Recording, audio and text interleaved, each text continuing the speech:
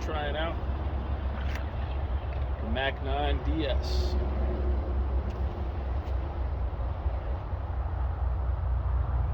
With an SRO.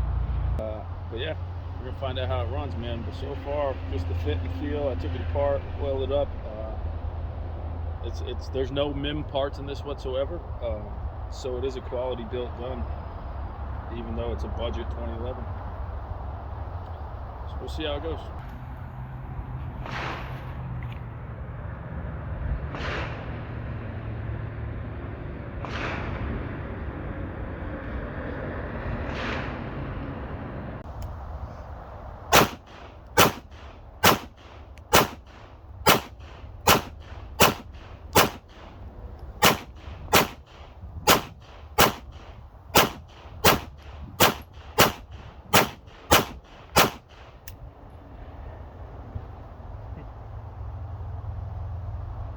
I like it so far.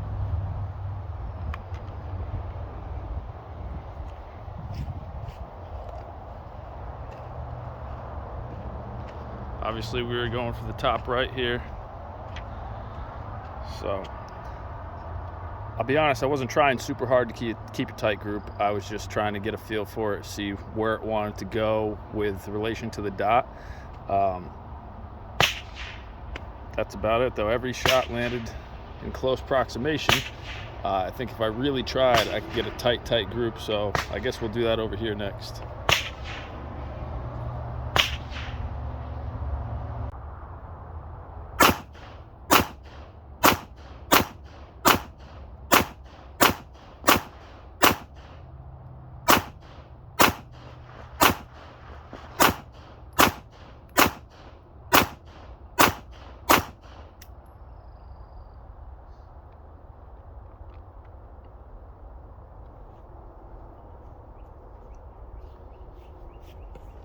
Second mag.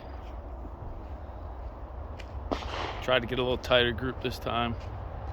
That was our first group, just getting a feel for it. This was the second group, tried to get a little tighter. And I would say we accomplished that. But this gun runs, man. For a $1,000 2011, I am impressed. All right, now we're gonna try for the fastest build drill we can get. I'm not worried about accuracy necessarily. I just want to see how the trigger does, how she runs trying to go fast.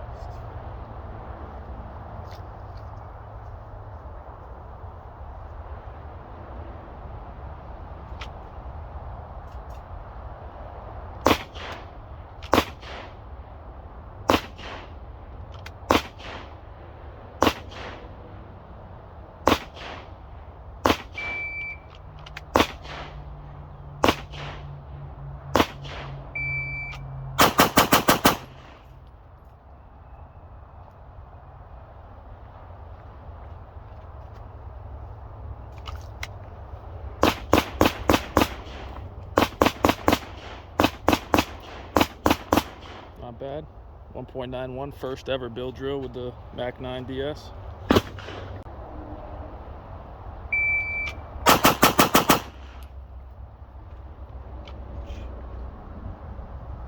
say it's a 5-pound trigger, but that don't matter.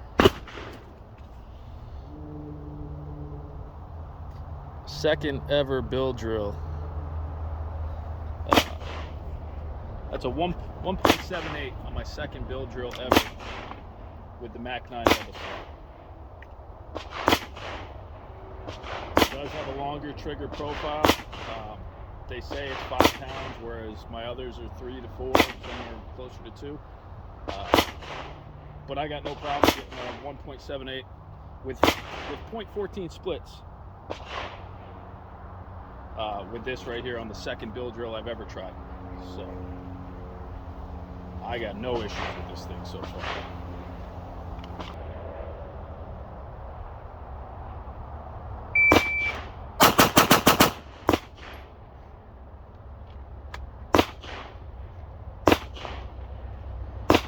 .86, and we actually got some shots on target. That's the third build drill I've ever run with the Mac 9 double stack.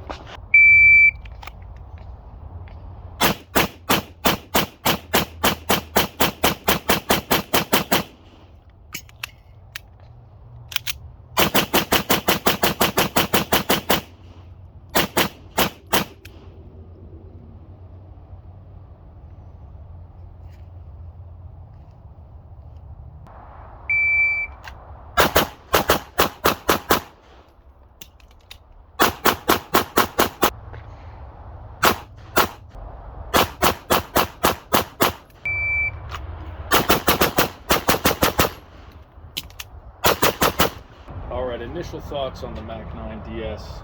I love it. I think it's worth every penny, dude. For $1,000, you are getting a hell of a gun, especially considering it's supposed to be a budget 2011.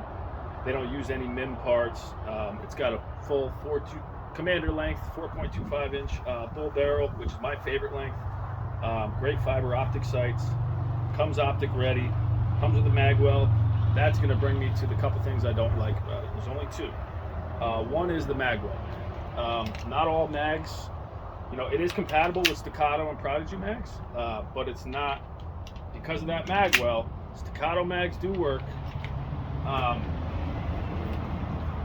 but the Prodigy mags do not. They don't click in. If you try to force them, then it's going to get stuck. See, it just falls right out. I'm not even hitting the button. Because of that magwell, that base pad on the Prodigy mag does not work. Yeah, but the Staccato ones do. Those work great. One other thing I've noticed, and I think it's just, I either got to tweak the mag release or maybe it needs to be broken in. I don't know. But it doesn't just drop mags super easily. I was dropping these last night. There it goes. Okay, so now it's dropping. So maybe it just needs to be broken in with a new gun. So that's just one of my two complaints is the magwell, and I'll probably take that off just to be compatible with more mags. The other problem that I have with it, I don't want to take it down right now because it was such a bitch to put this back together because of this issue. I'll try to show you without taking it down. This little pin that's inside there, I'm not sure what they call it. All you guys are going to watch this and think I'm a retard because you probably know the answer. But the little pin that comes out there that gets pushed in by this mag release right here. Slide release, slide stop right here. When you take it down, no problem. But putting it back in, I had to take a razor blade and push that over and try to force, all with holding the gun in one hand, holding the slide back with the same hand, holding a razor blade in this hand, and trying to wiggle this thing back in with the same hand. But yeah, that little pin there, it sits out a little too far. Maybe it's just this one model, maybe it's all of them, I don't know. But to put it back together, it took me a while before I figured out to just put that pin in with a razor blade, because it was stopping this from going all the way in. It didn't just push back in when I pushed the slide stop in. So that's my two complaints, but that's a pretty short list for a $1,000 2011. This is an awesome gun. I'm super happy that I bought it. It runs. I ran my first 3 build drills with it ever, and I got a 1.91, 176, I think, and a 186. And I had 0.14 and 0.13 splits on those build drills, which I think, as far as me checking, I don't always check the splits, but me looking down and seeing that last split, 0.13 is the fastest I've ever gotten, and that was with this. So, also, first time running the SRO, definitely like that as well. But yeah, this is a fucking badass gun. I think it's quality built, especially for $1,000. I think out of all the budget 2011s, this is probably going to be your best bet. I'm super fucking pleased with it. I'm going to run the hell out of it for a while, and I'll give you guys an update at a later round count. But so far, so good, man. Initial thoughts, awesome. Awesome gun. Happy I purchased it.